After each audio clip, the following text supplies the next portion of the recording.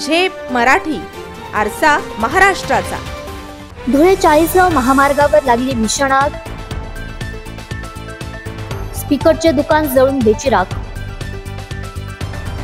लाखोंचे नुकसान, सुदैवाने जीवितहानी टळली। धुळे शहरातील 40गाव चौफुली परिसरात शुक्रवार दिनांक 19 सप्टेंबर रोजी रात्री उशिरा भीषण आग लागली। या आगीत प्रसिद्ध के स्पीकर हे दुकान काही क्षणातच राख झाले। या आगीत महागडे डीजे स्पीकर्स, साऊंड सिस्टीम सह लाखो रुपयांचं साहित्य जळून खाक झालंय। मात्र दुकान बंद असल्याने सुदैवाने जीवितहानी टळली आहे। आगीचे स्वरूप इतके प्रचंड होते की धुराचे आणि आगीचे लोट लांबवरून दिसत होते। घटनेची माहिती मिळताच अग्निशमन दलाचे 2 बंब घटनास्थळी दाखल झाले। अग्निशमन अधिकारी दुष्यंत महाजन यांच्या मार्गदर्शनाखाली राजन महाले, सचिन करणकाड, किरण साळवी, नरेंद्र वागुल, निलेश सोनवणे आणि खैरनार आदी जवानांनी अथक प्रयत्न करून आगीवर नियंत्रण मिळवले।